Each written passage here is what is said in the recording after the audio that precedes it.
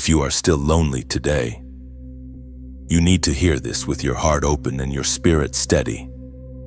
Because what feels empty around you is not proof that your life is falling apart. It is often the quiet space where heaven does its deepest work. You have been tempted to call this season rejection. You have been tempted to name it failure, delay, punishment, or loss. But there is another truth moving underneath all that pain, and that truth is stronger than what you feel in this moment. You are not being forgotten. You are being set apart. You are not standing in a dead place. You are standing in a holy pause, a place where what no longer belongs to you has grown silent, and what is meant for you has not fully arrived yet. That middle place can feel unbearable. It can make the nights longer and the mornings heavier. It can make you question your value, your future, even your voice. You may smile in front of people and still feel the ache when the room goes quiet. You may keep moving through your daily routine while carrying a private emptiness that no one seems to notice. And yet, even here, especially here, something sacred is happening. Your loneliness is not always a sign that life is withholding love from you. Sometimes it is the evidence that you are being protected from what would drain you, distract you, or diminish the calling on your life. You have outgrown places that once held you. You have outgrown conversations that once entertained you. You have outgrown the need to force connection just to avoid being alone with your own thoughts. That growth is not comfortable. Growth rarely is. It stretches you beyond familiar patterns and pulls you away from easy noise. It reveals what truly feeds your soul and what only numbed your pain for a little while. So when you look around and notice how different everything feels, do not be too quick to assume that you have been abandoned. Some doors close because you are no longer supposed to beg for entry. Some voices fade because they were only a sign to a previous version of you. Some seasons go quiet because your spirit can finally hear what the crowd kept interrupting. There is a reason this message reaches you now. Not yesterday, not months ago, but now, when the loneliness has started to speak louder than your confidence. This is the moment you are being asked to see differently. Not through fear, not through lack, but through purpose. You are being invited to understand that isolation and loneliness are not always the same thing. Isolation can become a furnace where false attachments burn away. It can become a classroom where your discernment grows sharper. It can become a sanctuary where your identity is rebuilt without the pressure to perform. What you call lonely, heaven may call necessary. You have carried pain that taught you to brace for disappointment. You have felt the sting of being overlooked, misunderstood, and left with questions no one bothered to answer. That kind of pain can train the heart to expect absence. It can make every silence feel personal. But today you are being reminded that silence is not always neglect. Sometimes silence is preparation. Sometimes silence is the hand of God removing what is loud enough to confuse you but too weak to sustain you. Sometimes silence is mercy. It keeps you from tying your destiny to people who would only celebrate you when you make yourself smaller. It keeps you from building your future in places that cannot honor your soul. So breathe for a moment and let this settle inside you. You are not behind. You are not disqualified. You are not too broken to be chosen. In fact, the very ache you have been carrying may be the place where compassion, wisdom, and spiritual strength are being formed in you. People who have never sat with emptiness often do not know how to carry depth, but you are learning depth. You are learning how to stand when no applause comes. You are learning how to keep your tenderness without letting the world harden you. You are learning how to hear what matters when all the distractions fall away. That is not weakness. That is refinement. And while you are standing in this refining place, miracles can already be moving toward you before your eyes can recognize them. Not every miracle arrives with noise. Not every breakthrough announces itself in advance. Some miracles begin as invisible rearrangements. A wrong connection falls apart. A harmful path gets blocked. A restless hunger starts fading. A new level of clarity begins to rise. Your appetite changes. Your standards change. Your prayers change. And then, one day, you realize the loneliness did not destroy you. It revealed you. It showed you who you are when there is no one around to flatter you, rescue you, or distract you. It introduced you to the self that still stands in truth when everything superficial has been stripped away. That is why you must not make permanent conclusions in a temporary valley. You must not decide that your story is empty just because this chapter is quiet. There are things being aligned that you cannot rush. There are answers forming that require more wisdom than you had before. There are people being prepared who will meet the version of you that this season is building, not the version of you that kept surviving on scraps. You are being led away from counterfeit comfort and towards something real. That journey can feel lonely before it feels glorious. But that does not make it wrong. It only means the transformation is deep. So today, instead of asking why you are alone, ask what is being healed in you while the room is quiet. Ask what attachments are loosening. Ask what vision is becoming clearer.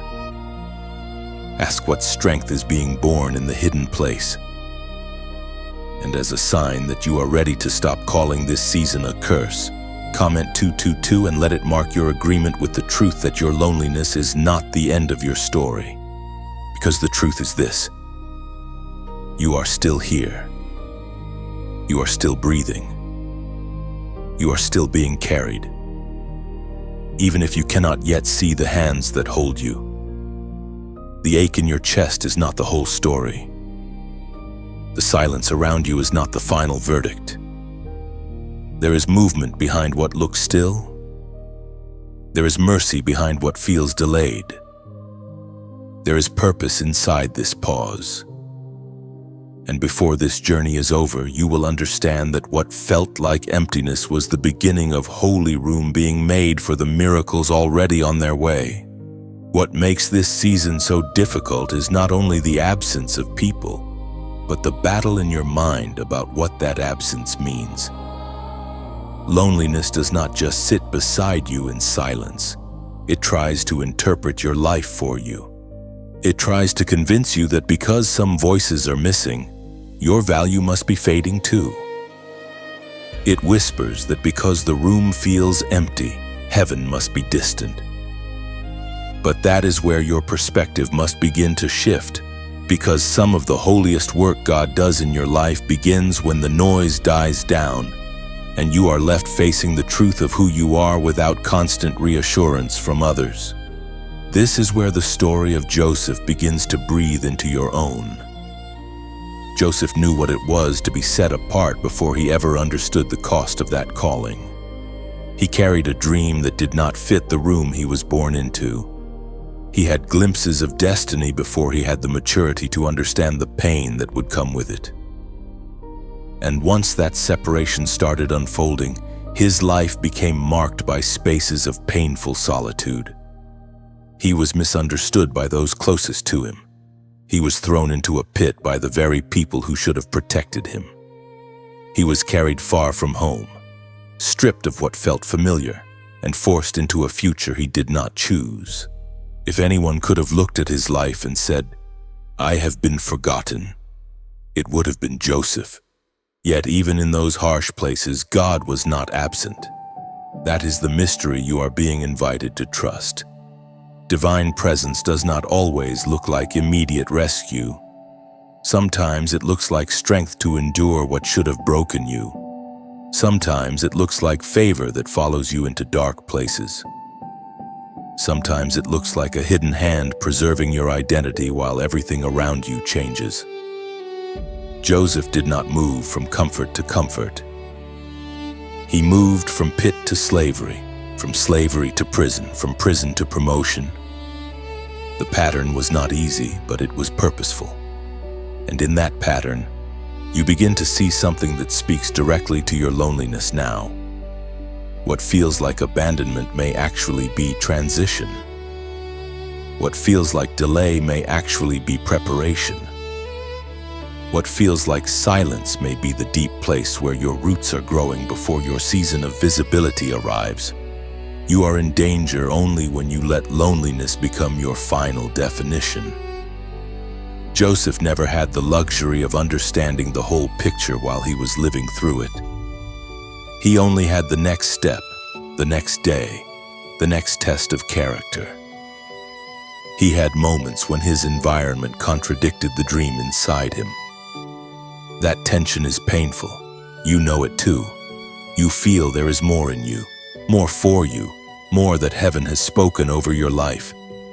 And yet your present reality seems too small, too quiet, too empty to match it. But destiny often passes through places that seem unworthy of it. Great purpose is often wrapped in seasons that look ordinary, unwanted, or even humiliating from the outside. This is why you must guard your heart in lonely seasons. The wrong interpretation can turn a sacred process into a personal prison. Joseph could have become bitter. He could have decided that betrayal was the only truth. He could have given his soul over to resentment and let pain rename him. But somehow, in all those hidden years, he kept becoming the kind of person who could carry what was meant for him. He learned faithfulness in obscurity. He learned restraint when he had every reason to harden. He learned wisdom before influence. And that matters, because a blessing that arrives before your character is ready can crush what it was meant to crown. So when you sit in the quiet and wonder why this part of your life feels so stripped down, remember that there are things God can form in private that public life will only reveal, not create. Private seasons expose what you trust when applause disappears.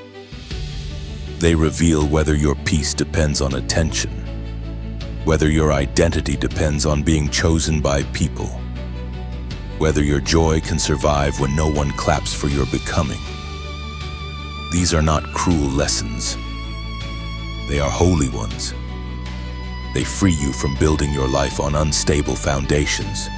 There is a verse that speaks with quiet force into this very place. Genesis chapter 39 verse 2 says, "The Lord was with Joseph, and he was a successful man." Notice the power of that truth. It does not say the Lord was with Joseph only when Joseph was celebrated. It does not say the Lord was with Joseph only when his circumstances became easy. It says the Lord was with him, and that presence itself became the deepest measure of success. Not visibility, not comfort, not immediate reward. Presence. That means even now, in a season others might misread as empty, you are not without evidence of God's hand. If He is with you, your story is still alive. If He is with you, the hidden place is still fruitful. If He is with you, then what looks delayed is not dead. This changes the way you hold your loneliness. Instead of treating it only as loss, you begin to ask what it is making possible. Is it teaching you to hear more clearly? Is it loosening your dependence on shallow connection? Is it healing your need to be constantly affirmed? Is it rebuilding your inner life so that when true companionship comes, you receive it from wholeness rather than desperation? These are not small miracles. They are foundational ones. They prepare you to recognize what is real when it arrives. Joseph's life reminds you that being chosen does not always feel glorious in the beginning. Often it feels confusing, or it feels unfair. It feels like being taken through routes you would never have selected for yourself. But later, what once felt like scattered pain begins to reveal a pattern. Later, What looked like rejection reveals itself as redirection. Later, what felt like isolation shows itself as protection from paths that were too small for your assignment. And so your loneliness today is not proof that your story has lost its way. It may be the very place where your soul is being strengthened for what your next season requires. Like Joseph, you may not yet understand why the path has narrowed or why the silence has deepened. But that does not mean heaven is absent. It means you are in a chapter where presence matters more than explanation, where formation matters more than speed, and where the miracle has already begun before the world can see its shape. One day you will look back and realize that this quiet was not the place where your hope ended. It was the place where your deeper becoming truly began. There is another truth unfolding in this lonely season, and it is one many people do not recognize until much later. Some of what left your life did not leave to wound you. It left to protect you. This is the first miracle hidden inside separation. What disappears is not always stolen. What falls away is not always meant to be chased. Sometimes the hand of God removes what your emotions would have held on to, because your spirit is being guarded for something greater than your present understanding. That truth is not easy to accept when your heart is tender. It is hard to call something protection when it feels like loss. It is hard to trust divine separation when all you can see is the empty chair, the unanswered message, the friendship that cooled, the relationship that broke, the circle that no longer feels like home. Your first instinct is often to ask what you did wrong. Your mind searches for the flaw, the mistake, the thing that made someone pull away. But not every departure is an indictment against you. Some departures are mercy in motion. Some endings are heaven refusing to let your future be tied to what cannot honor it. This is where Joseph's life keeps walking beside yours. The separation in his story was violent and painful, not gentle and understandable. He was pulled away from the familiar before he was ready. He did not choose the distance. He did not volunteer for the betrayal. He did not stand at the edge of that pit and say, "This looks like a miracle." From the human side, it looked like the collapse of everything safe. It looked like love turning cold. It looked like being discarded by those who knew his name best. And yet the mystery of God was already moving inside that terrible moment. The pit was cruel, but it was not final. The separation was brutal, but it was not meaningless. What his brothers intended as rejection became the narrow doorway through which destiny kept moving forward. That is the kind of miracle your heart may be too wounded to name right away. You are grieving what ended, but heaven may be thanking itself for what no longer has access to your life. There are people who would have delayed your healing if they had stayed close. There are spaces that would have trained you to shrink. There are attachments that would have kept you begging for crumbs because you had not yet learned that your soul was made for more than survival.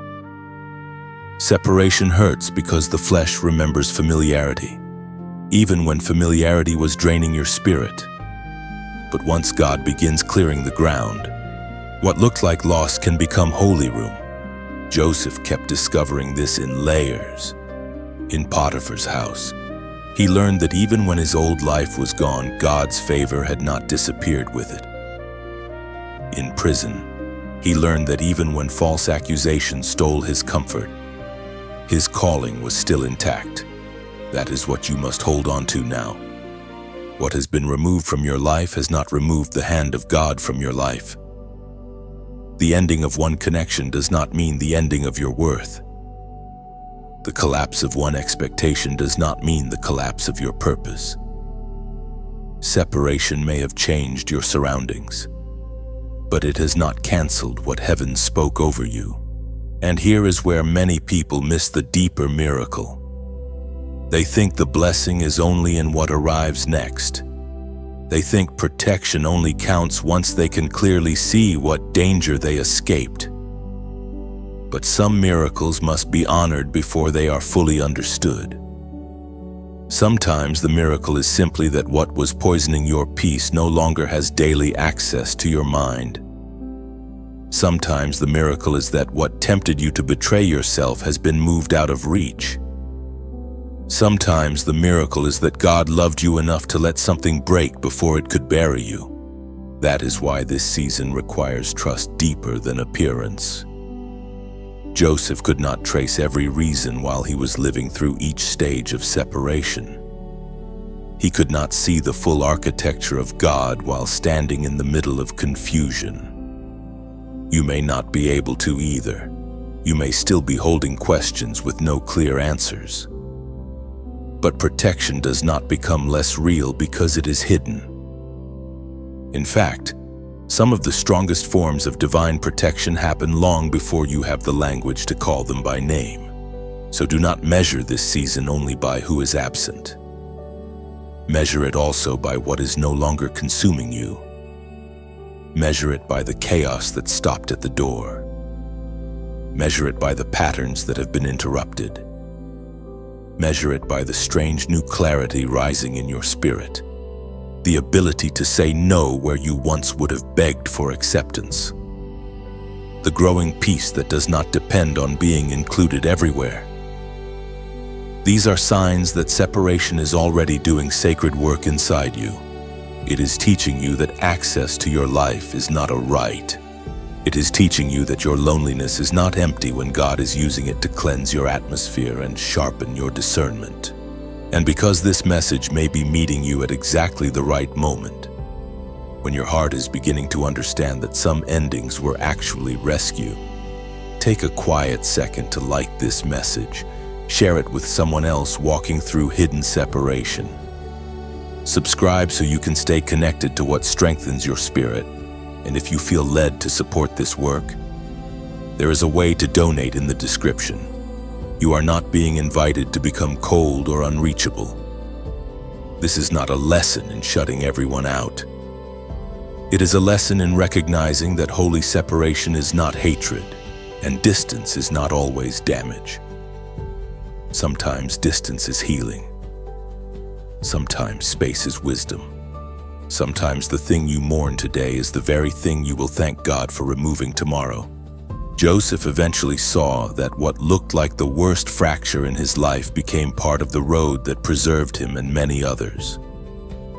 That revelation did not erase the pain of the process, but it gave meaning to what once felt senseless.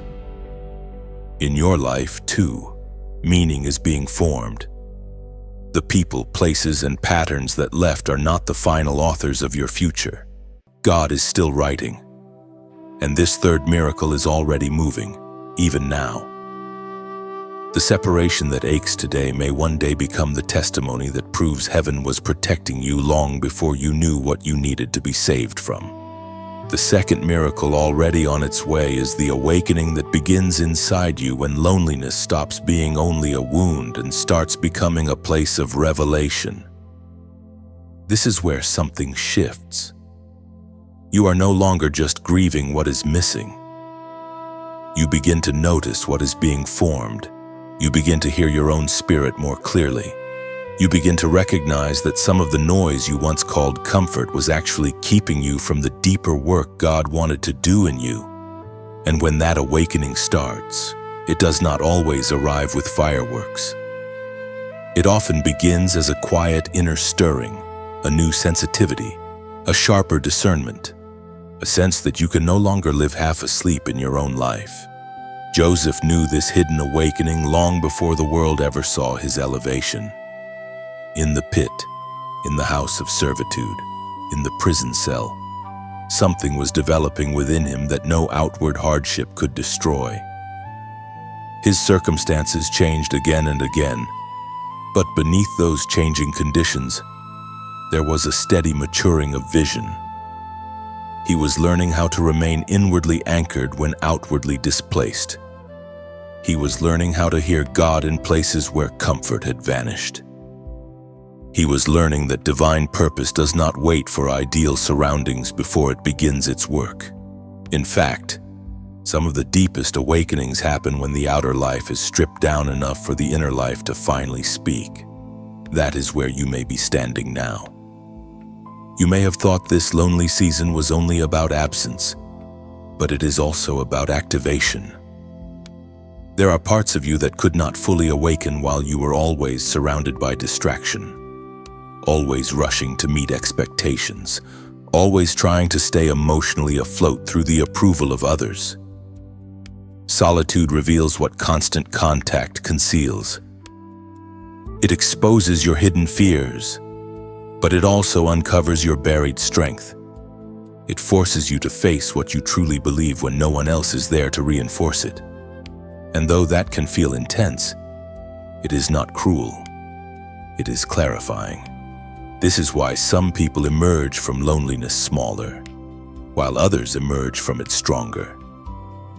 The difference is not the pain itself.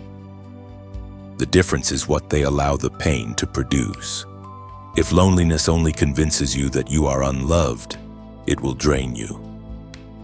But if loneliness becomes the room where God teaches you who you are apart from human applause, then it becomes sacred. It becomes the place where false identities fall off. It becomes the space where spiritual hearing gets sharper. It becomes the hidden chamber where your soul begins to remember what heaven already knows about you.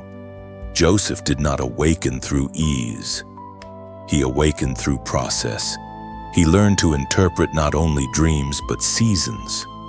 He learned patience when doors did not open quickly. He learned humility when he had every right to become offended. He learned to carry revelation without becoming arrogant. All of that inner formation mattered because without it, promotion would have been too heavy for him. This is what your present season may be doing in you. It may be preparing your inner life to carry what your future life will require. It may be strengthening your thoughts so you do not collapse under pressure later. It may be restoring your focus so you stop scattering your energy across people and places that cannot multiply what God placed in you. And there is another part of awakening that many people miss. It is not only about spiritual sensitivity, it is also about mental clarity. When your heart has been worn down by disappointment, your mind can become foggy. It becomes harder to focus, harder to think clearly, harder to create, harder to trust your own direction. Emotional heaviness can affect the way you move through each day. You may still be functioning, but not with the sharpness you once had. You may still be trying, but with a tired mind and a scattered spirit. That is why awakening often includes a restoring of attention, a renewing of thought, and a gradual return of inner brightness. You begin to feel less trapped in mental noise. You begin to think with greater steadiness. You begin to sense that your mind is not your enemy, but a place God can heal, renew, and strengthen. Joseph needed that kind of steadiness. If his thoughts had dissolved into bitterness, he would not have been ready for the wisdom required when his moment came. If his mind had become consumed by revenge, he would not have carried the insight needed to interpret what others could not understand. His spiritual life and his mental clarity were both part of his preparation. And in your own journey, that matters too. This awakening is not only making you more prayerful, it is making you more attentive. It is teaching you how to become present again. It is calling your scattered inner world back into alignment. And as this part of the journey unfolds, some people appreciate practical tools that help support focus, calm, creativity, and mental clarity in daily life. One product some listeners explore is called the Genius Wave, also referred to by some as Genius Song. According to its official description, it is a short audio program built around brainwave entrainment concepts such as theta and gamma-related sound patterns. and it is presented as something that may help with concentration, clearer thinking, creativity, emotional calm, and better mental performance with only a few minutes of listening each day. If that kind of support feels relevant to your season, you can look into the official information through the description or the pinned comment. Be careful with imitations or unofficial copies, and only use the official source if you decide to try it. But whether you use a practical tool or not, the deeper truth remains the same. This lonely season is not only empty space, it is becoming a place of awakening, where your mind grows clearer, your spirit grows stronger, and the hidden parts of you begin to rise into the light. By now, you can feel that this journey is not simply about enduring loneliness. It is about discovering the unseen protection that has been surrounding you even when you felt most exposed. This is the third miracle already on its way. There are battles you never saw, doors you never walked through because grace blocked them, losses that felt painful in the moment but kept you from deeper ruin later. Protection does not always feel comforting when it first arrives. Sometimes it comes disguised as interruption. Sometimes it arrives as delay. Sometimes it looks like a relationship failing, a plan collapsing, a season narrowing, a hope being postponed. But hidden beneath those hard experiences, God is often preserving more than you realize. Joseph lived inside that mystery for years, looking at his life from the outside. Many would have said he was unlucky, mistreated, abandoned to hardship after hardship. Yet each place that seemed dangerous became evidence that a greater hand was still guarding him. The pit did not kill him. Slavery did not erase him. False accusation did not finish him. Prison did not bury his gift. Every place that should have destroyed his future became, strangely, a place where his future kept surviving. That does not make the suffering small. It does not mean betrayal was good or injustice was acceptable. It means the power of God was greater than all of it. It means what was meant to stop him became another stage where divine preservation quietly proved itself. You need that reminder because loneliness can make you feel exposed. It can make you think that because you are standing without visible support, you must also be standing without covering. But visible support and divine protection are not the same thing. There are times in life when the room looks empty while heaven is standing guard all around you. There are moments when people do not show up, but mercy does. There are seasons when no one seems to understand what you are carrying, yet God is actively shielding you from blows you never even know were aimed at you. This is why your current quiet should not be misread as vulnerability alone. It may also be safety. It may be the place where God has narrowed your surroundings because what He is protecting in you is too precious to leave exposed to every influence. Joseph had to learn how to trust that kind of protection without always having an explanation for it.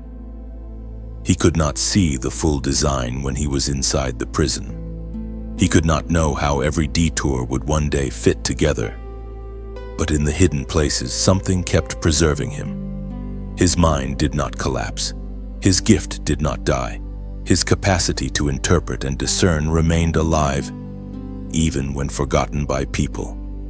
He was not forgotten by God. That is one of the hardest truths for the lonely heart to hold because forgetting feels so personal. When others move on, when your pain is not noticed, when your prayers seem to echo in silence, it is easy to believe you have been left uncovered. But Joseph's story keeps saying otherwise. Human neglect does not cancel divine attention. There is a verse that speaks directly into this hidden mystery. Psalm chapter 121 verses 7 and 8 says, "The Lord will keep you from all harm. He will watch over your life. The Lord will watch over your coming and going both now and forevermore." That promise does not mean you never pass through difficult places. Joseph surely did. It means difficulty does not have the final authority over your life.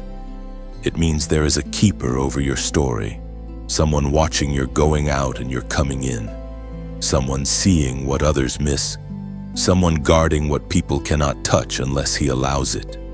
When loneliness tries to persuade you that you are unguarded, this verse restores the deeper truth. You are watched over. You are kept. You are not wandering through this chapter alone, and protection is not only about external danger. Sometimes the greatest thing God protects you from is internal collapse. He keeps your heart from growing as hard as what hurt you. He protects your spirit from becoming identical to the cruelty you endured. He guards the tenderness in you, the capacity to still hope, to still feel, to still trust Him even after disappointment. That kind of protection is holy. A person can survive outward trouble and still become inwardly ruined if bitterness takes over. But Joseph did not become inwardly ruined. Somehow, through all the confusion, God kept alive in him the ability to remain useful, receptive, and wise. That too was protection. You may already be seeing signs of it in yourself. The fact that you still long for truth instead of surrendering fully to despair is a sign. The fact that you are still listening for God in the quiet is a sign. The fact that disappointment has wounded you but not completely turned you into stone is a sign. You may feel tired, but you are still open. You may feel shaken, but something in you still reaches toward light.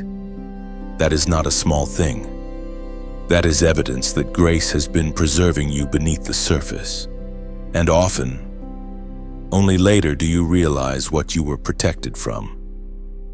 Only later do you see how one closed door saved you from a place that would have drained your calling. Only later do you understand how one delayed answer kept you from attaching your future to something too fragile to carry it.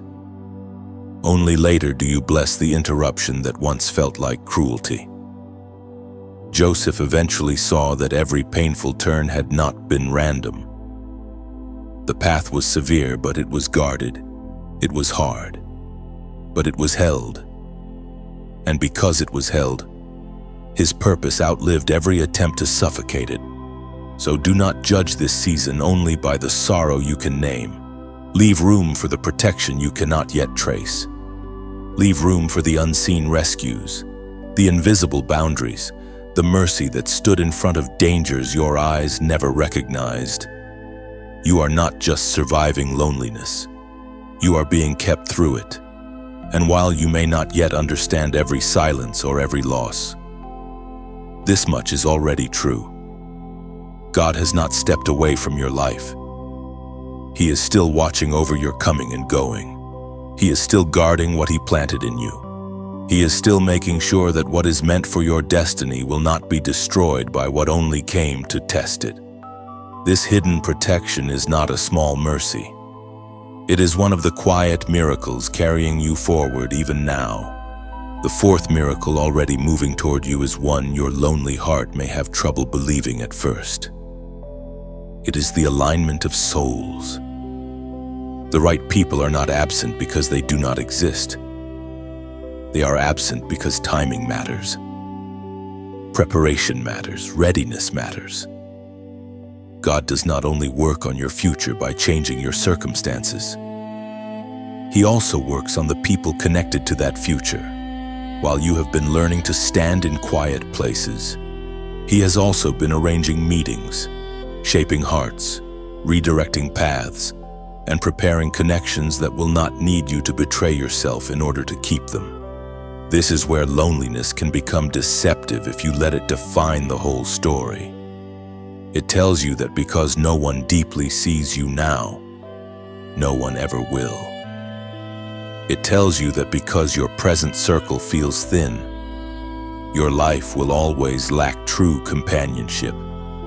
But the story of Joseph keeps showing you that divine timing includes divine relationships. There were long stretches in Joseph's life when he must have felt painfully alone, surrounded by people yet not truly known. serving in places that benefited from his gifts while still not understanding the depth of what he carried. And yet, at the appointed time, key relationships appeared. Not many at first, just enough. A cupbearer, a king. Brothers brought back into a new reality. Step by step, the right connections emerged in the season when purpose required them. That matters for you now. You do not need a crowd to prove that your life is blessed. You do not need endless attention to confirm that your soul is valuable. What you need are the right alignments. The people whose presence strengthens rather than scatters you. The ones who can recognize grace without trying to control it. The ones who do not merely consume your energy but honor your becoming. And often, before those alignments arrive, God lets you feel the ache of lesser connections falling away so that you stop confusing access with covenant, popularity with belonging, and activity with true companionship. Joseph could not carry his destiny surrounded only by the people who envied him at the beginning. There had to be a season of distance. There had to be hidden formation. There had to be time for both his inner life and his future relationships to move under the hand of God. What looked like abandonment at one stage became arrangement at another. The right conversations appeared when the right maturity was present.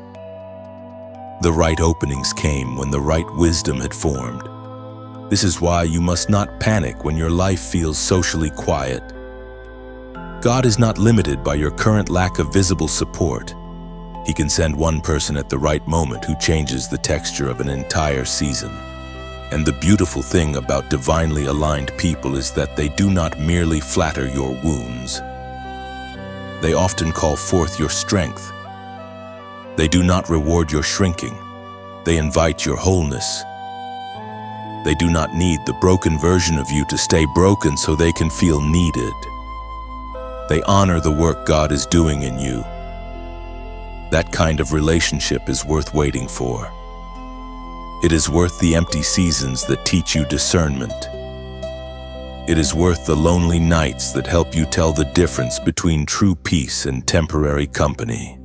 This is also why the waiting itself has value. If the right souls had entered your life before now, would you have recognized them clearly? Or would you still have been too attached to what was shallow and familiar? If healthy connection had arrived before your discernment was sharpened, would you have welcomed it or mistaken it for something less exciting than dysfunction? Loneliness has been painful, yes, but it has also been cleaning your inner lens. It has been teaching you to stop reaching for people simply because they are available. It has been teaching you to honor resonance over noise, depth over appearance, truth over performance. Joseph's later relationships made sense because his earlier loneliness had not been wasted. He had become someone capable of carrying responsibility without being ruled by insecurity. He had become someone who could stand in authority without forgetting the hidden years that shaped him. He had become someone who could help others from a place of inner steadiness. In the same way, the people coming into your life will meet a version of you that this lonely season has been refining. That is why the delay is not pointless. It is creating the conditions for healthier recognition. So let your heart rest in this. The silence you feel now is not the final sound of your life. There are voices you have not heard yet, conversations not yet begun, friendships not yet born, helpers not yet revealed, and companions not yet positioned in front of you.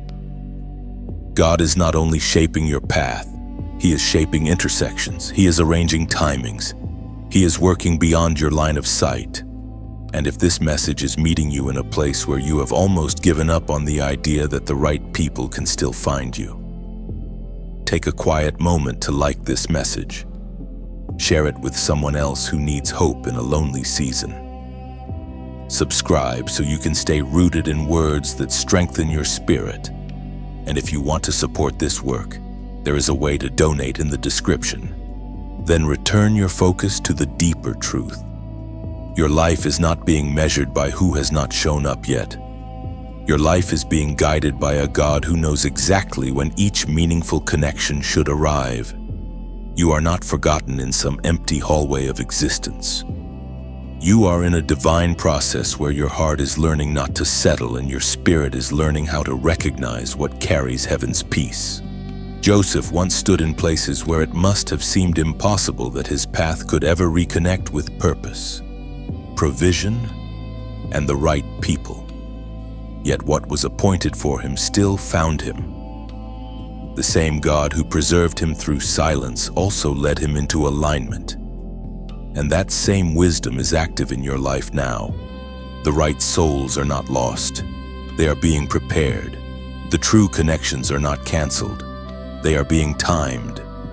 And when they begin to enter your life, you will understand why so much had to clear, why so much had to quiet down, and why this lonely chapter was never punishment.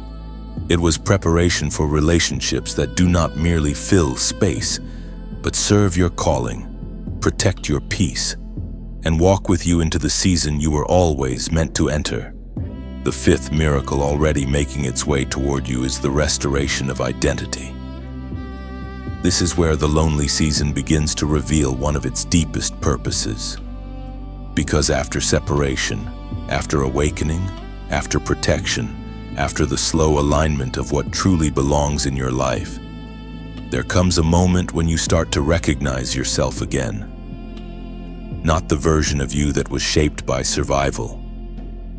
Not the version of you that learned to accept less just to avoid being left alone. Not the version of you that kept adjusting your light so others would feel more comfortable around you. I mean the truer self. The one God was forming beneath the pain. The one that did not disappear even when your circumstances tried to bury it.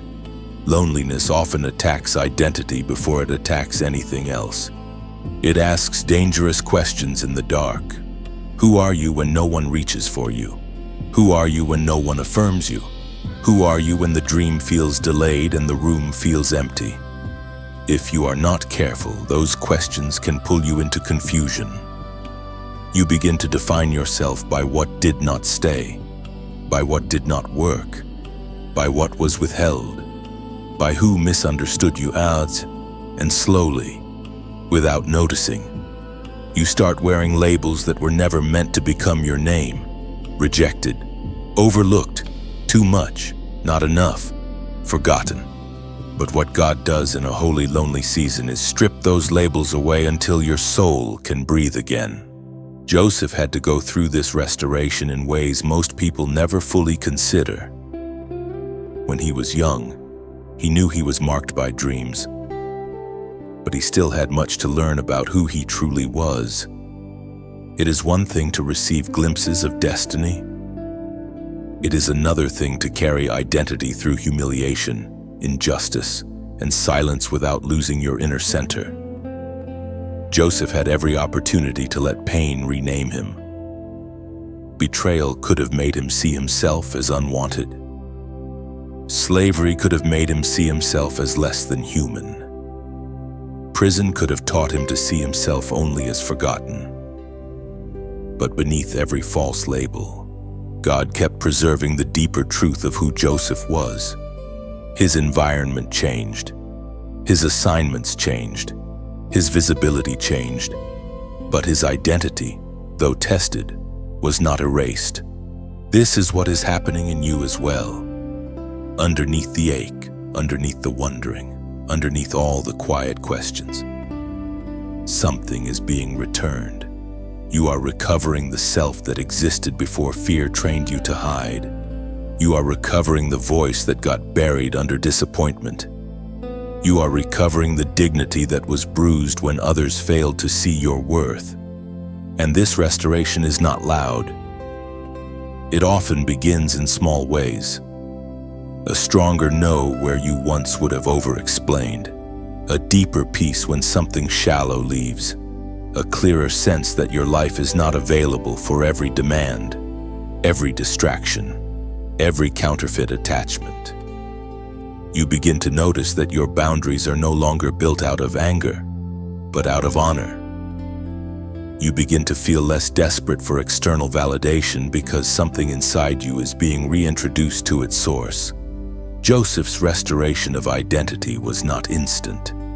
It was built through repeated moments where he had to live from truth rather than from circumstance.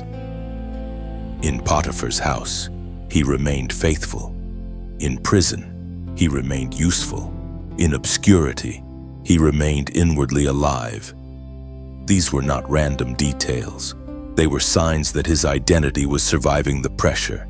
He was not merely a victim of events. He was still a man carrying a God-given capacity, a God-given integrity, a God-given future. That is why when the time of elevation came, he did not need a new identity handed to him.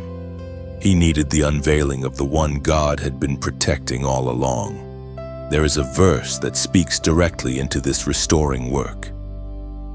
Isaiah chapter 43 verse 1 says, "Do not fear, for I have redeemed you. I have called you by your name. You are mine."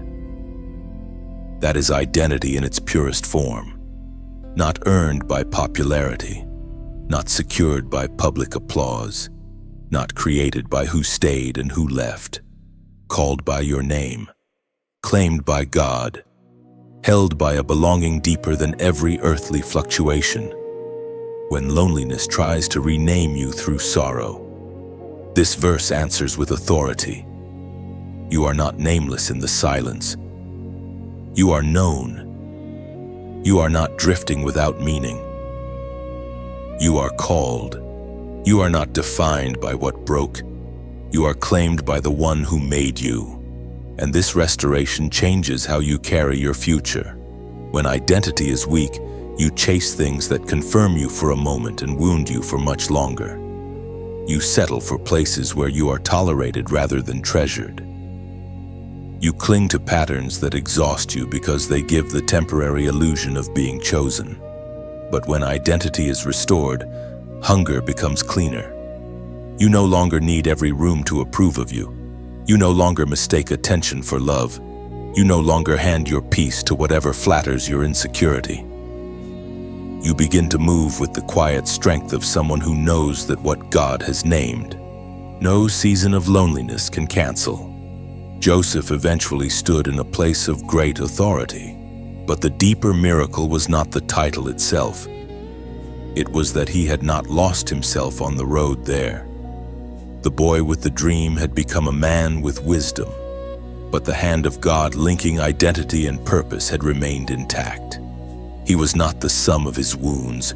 He was not the prisoner forever. He was not the betrayed one forever. He was Joseph, still chosen, still carrying the thread of destiny through every chapter.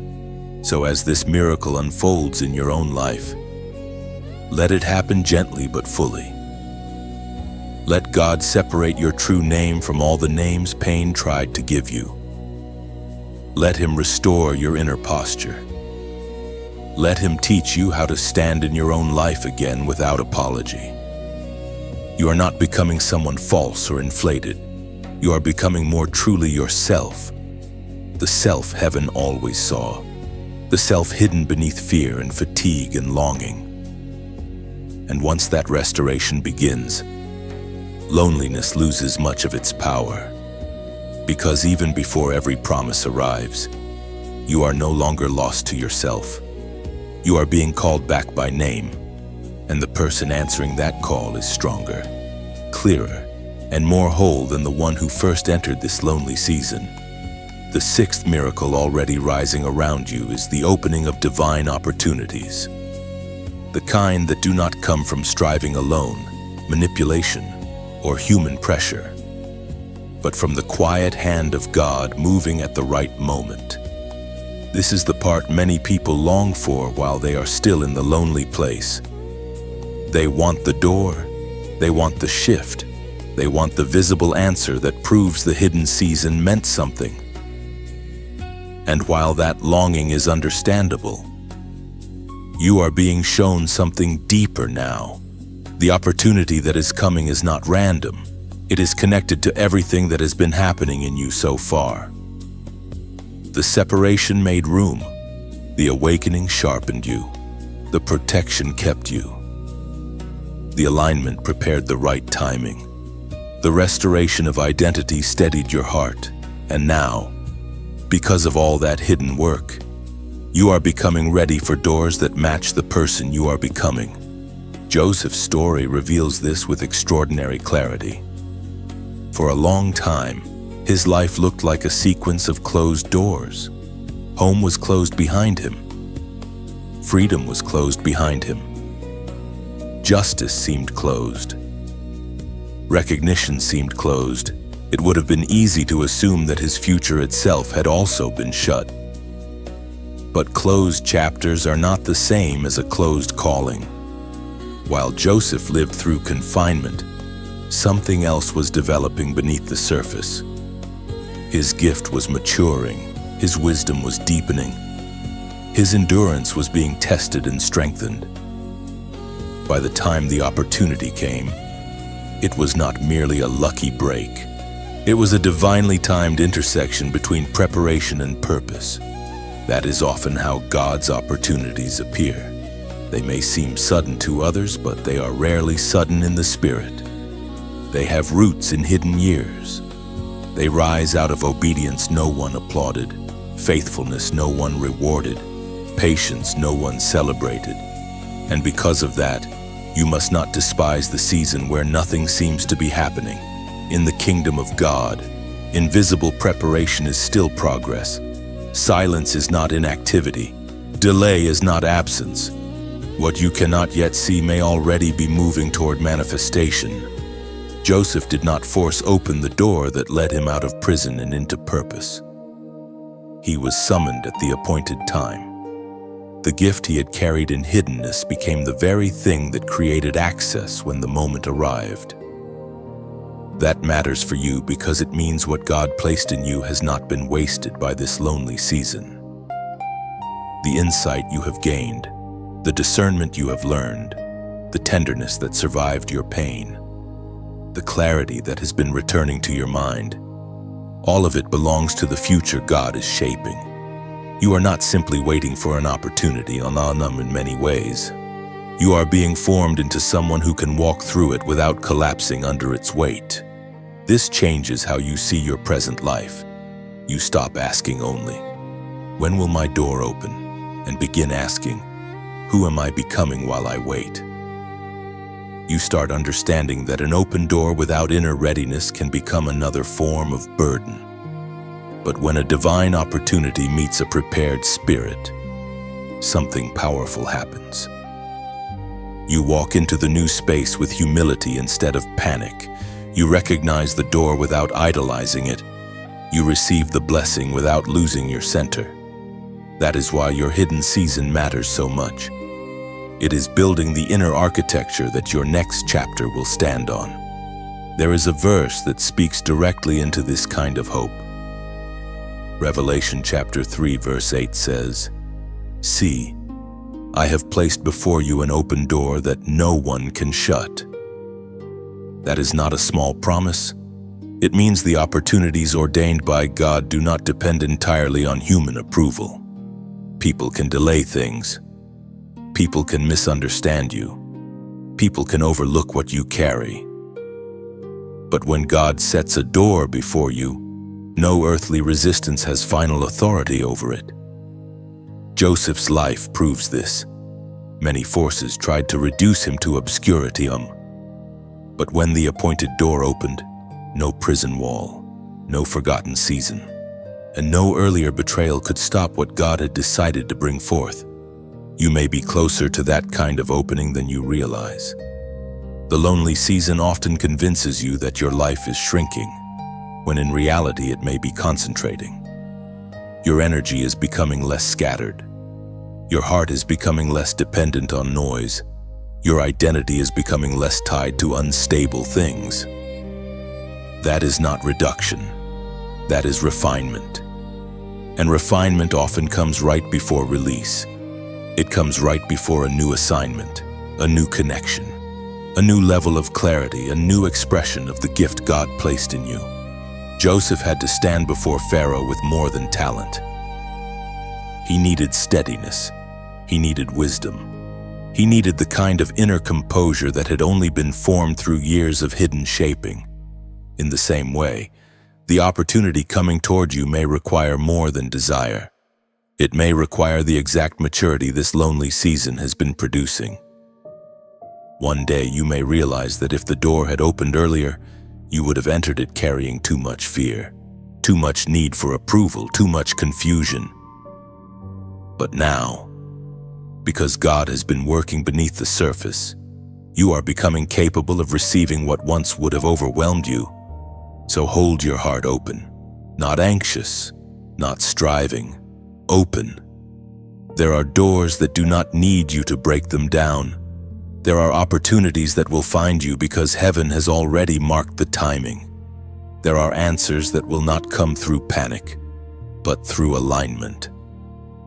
And when those answers begin to appear, you will understand that this whole season was not proof of your exclusion.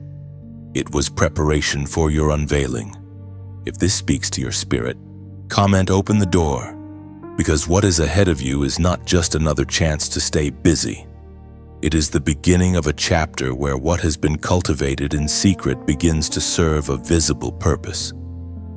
Joseph's hidden years were not discarded by God. They became the foundation of the moment that changed everything. Your hidden years are not being discarded either. The same God who preserved you in loneliness knows how to bring you into spaces that match your calling. And when He opens that door, it will not only change your circumstances, it will confirm that every quiet lesson, every painful pruning, and every unseen act of faithfulness was carrying you towards something real all along.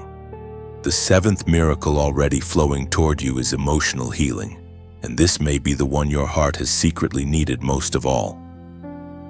Because even when you have endured the silence, even when you have begun to understand the separation, even when your identity is being restored and divine opportunities are beginning to rise, there can still be pain stored deep inside you. Pain from what was said, pain from what was withheld, pain from the long nights when no one knew how much strength it took for you to keep going. Healing is not the denial of that pain. It is the transformation of it. It is the mercy of God entering the places that have ached for so long that you almost started calling them permanent. Loneliness often leaves emotional bruises that are hard to explain. It can make you outwardly functional while inwardly exhausted. It can leave traces of fear that whisper every time you hope again. It can make you guarded even when something good begins to approach. That is why healing is such a holy miracle. Without it, you may receive a new season while still reacting from an old wound. You may walk through an open door while carrying grief that has never been brought into the light. You may finally meet the right people, yet still struggle to trust what is genuine because your heart remembers too many false starts. But when God heals emotionally, He does more than comfort you. He untangles what pain has twisted. He gives rest where there has been inner strain. He teaches your heart how to live without constantly preparing for the next disappointment. Joseph's story reaches a sacred depth here. It is one thing to survive betrayal. It is another thing to heal enough that betrayal does not become your permanent identity. Joseph carried real wounds. He did not imagine the pit. He did not invent the rejection. He did not exaggerate the years of injustice. Everything he endured was real, and yet something even more real was taking place underneath it.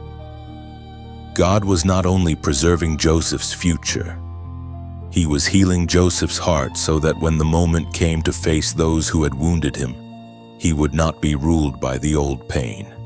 That kind of healing takes time. It often happens in hidden layers. Joseph could not have rushed it. The prison years were not only about waiting for promotion, they were also about inward work, somewhere in those quiet places. God was softening what could have turned hard forever. He was lifting Joseph beyond the immediate emotion of the wound and into a larger understanding of purpose. This is important because emotional healing is not amnesia. It is not pretending nothing happened. It is not forcing yourself to feel fine before you are ready. It is the slow work by which God frees your heart from being chained to what hurt it. The memory may remain, but the poison begins to leave. The scar may remain, but the constant bleeding stops. You may already sense this happening in yourself. Maybe the pain is still present, but it does not own every room in your mind the way it once did. Maybe you still remember the losses, but you are no longer collapsing under the weight of them every single day. Maybe there are moments now when peace enters quietly, and for the first time in a long time, you do not feel completely defined by sorrow. These are not small things. They are signs of healing. They are signs that God is touching the places in you that people could not reach. And the beauty of emotional healing is that it does not merely remove pain. It transforms pain into wisdom, compassion, and strength. Joseph did not emerge from his suffering as a colder man. He emerged as a deeper one. He understood famine and need. He understood uncertainty. He understood what it meant to be overlooked. Because of that, when authority came to him, he did not use it only for self-protection. He was able to become a vessel of provision. That is one of the ways God redeems emotional pain. He does not waste it. He heals it so thoroughly that what once wounded you becomes part of the tenderness through which you help others live. There is a verse that speaks with astonishing gentleness into this miracle.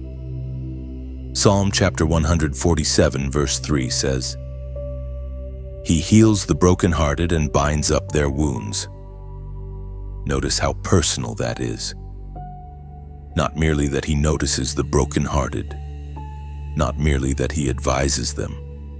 He heals them. He binds up their wounds. That is the language of care, nearness, attention, and patience. It tells you that your emotional pain is not beneath God's concern. He does not rush past it because your future is important. He heals you as part of preparing you for that future. He does not ask you to carry unhealed grief into your next season as though it does not matter. He tends to it. He binds it. He restores what has been torn. Joseph's reunion with his brothers reveals just how deep this healing had gone. He was not emotionless. He wept. He felt deeply. Healing had not turned him into stone. It had made him free. He no longer stood before them as a man trapped inside the moment of betrayal. He stood before them as someone who could see that God had been at work even through what humans meant for evil. That perspective was not denial. It was redemption. It meant the wound no longer had the final word. God's purpose had become larger than the injury. This is what healing may look like in your own life. Not that you forget every lonely night. Not that the past suddenly becomes easy to explain.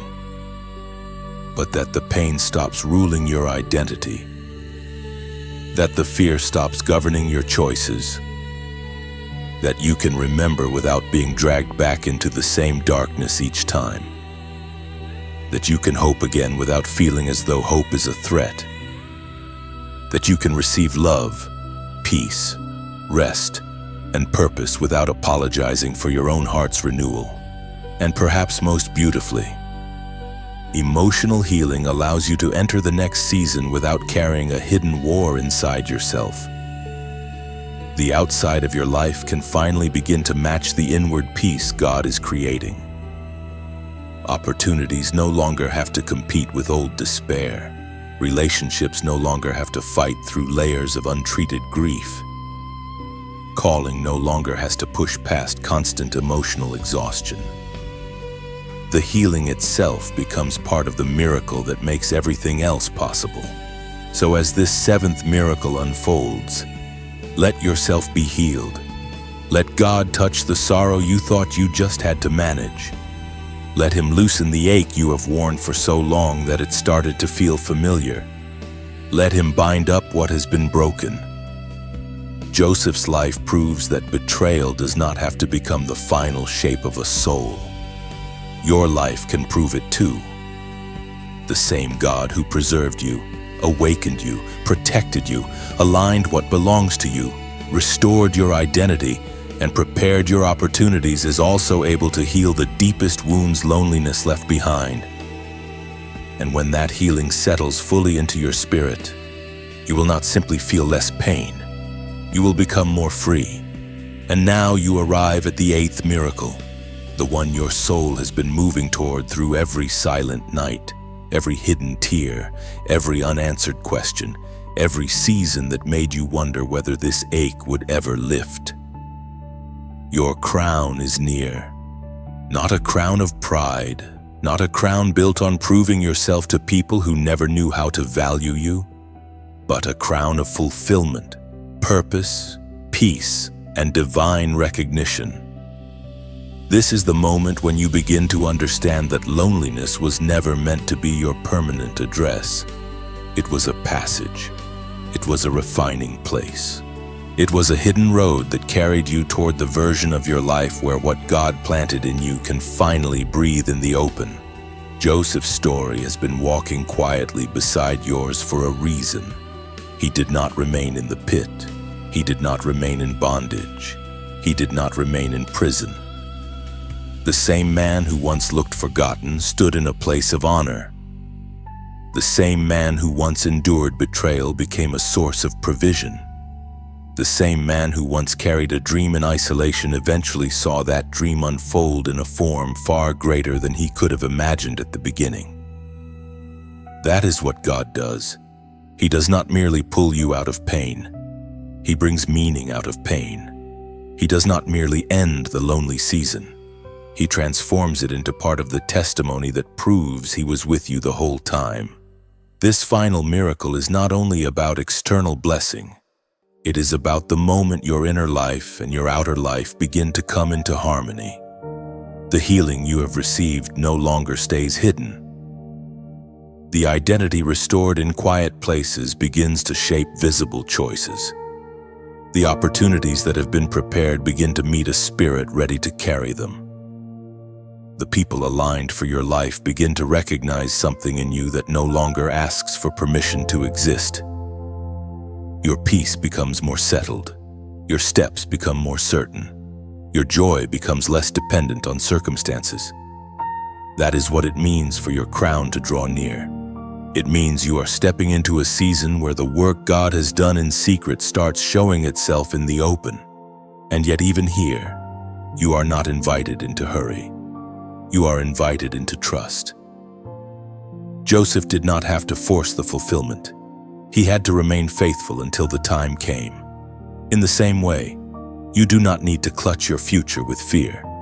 You do not need to panic your way into promise. What God has prepared for you will not be lost because you chose trust over desperation. In fact, trust is one of the signs that your heart has truly been changed. The old version of you may have tried to force every answer, chase every sign, and prove your worth at every turn. But now something steadier is rising in you. You are learning that what is from God can be received with peace, carried with humility, and honored without fear. So let this settle into your spirit now. What is ahead of you is not smaller than what you lost. It is not a consolation prize for what did not work out. It is not a thin replacement for the love, joy, or meaning you hoped for. It is your next true season. It is the fruit of what was formed when no one else could see it. It is the answer that has been growing roots beneath the surface while you were still wondering whether heaven heard you at all. Your crown is near because your becoming is real. You are not the same person who first entered this lonely chapter. You have been stretched, refined, protected, awakened, and healed. That is why what is coming can rest on your life differently now. And in this moment, before you step fully into what comes next, Let your heart pray. Let this prayer rise softly from within you. Father, thank you for staying with me in the places where I felt alone.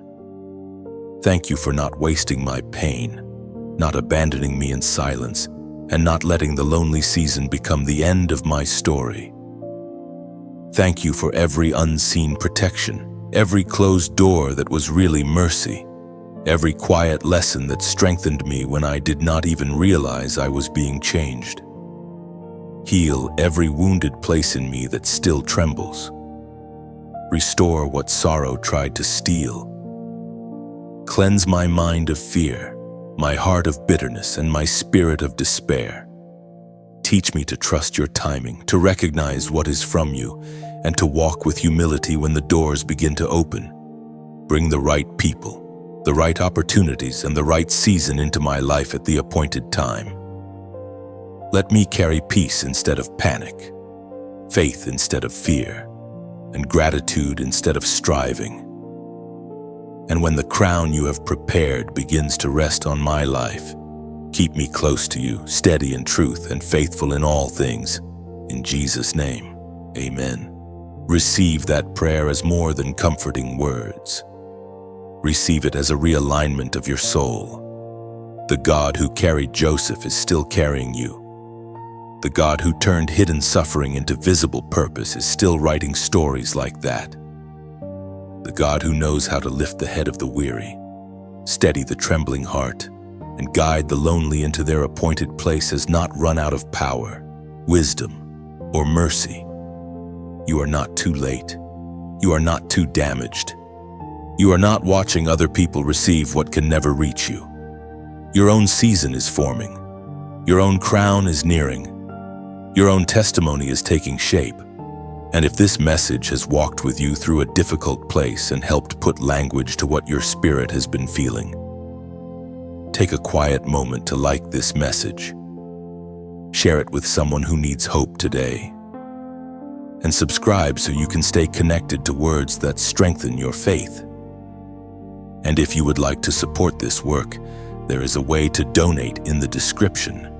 Now lift your eyes a little higher, not because the pain was imaginary, but because it was never final, not because loneliness was easy, but because grace was greater, not because every answer has already arrived, but because enough has been revealed for you to keep walking with hope.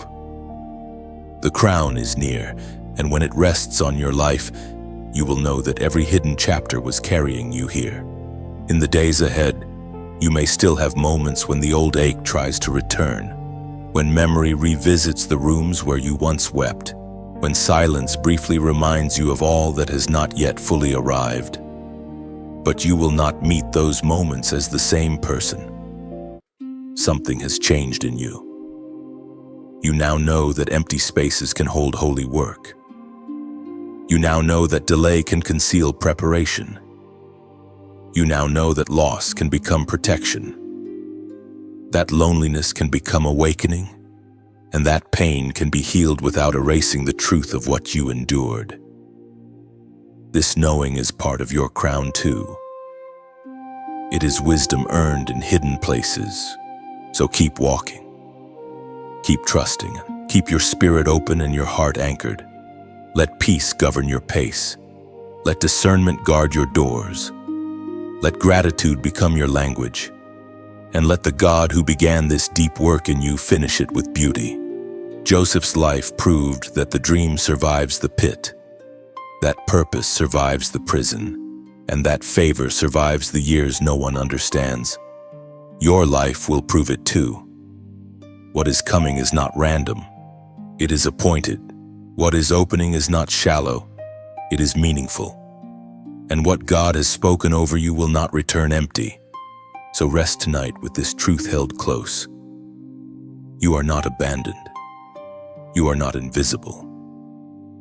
You are not standing outside of grace, waiting for a turn that will never come. Even in the loneliest moments, heaven has been near. Even in the quietest chapters, purpose has been growing. Even in the pain, miracles have already been moving toward you. Separation protected you. Awakening sharpened you. Hidden covering preserved you. Right alignments are forming. Identity has been restored. Doors are opening. Healing is flowing. And now your crown is near. Carry this message gently into your next step. Let it steady you when the night feels long. Let it remind you that God's timing is never careless and His love is never absent. You do not need to force what He has already ordained. You only need to remain open, faithful, and willing to receive. The story is still unfolding, and what lies ahead carries more light than what lies behind. The same hand that sustained you in loneliness will also lead you into joy. What began as sorrow will not end there. It will end in meaning, in peace, and in a life that bears the unmistakable mark of God's faithfulness.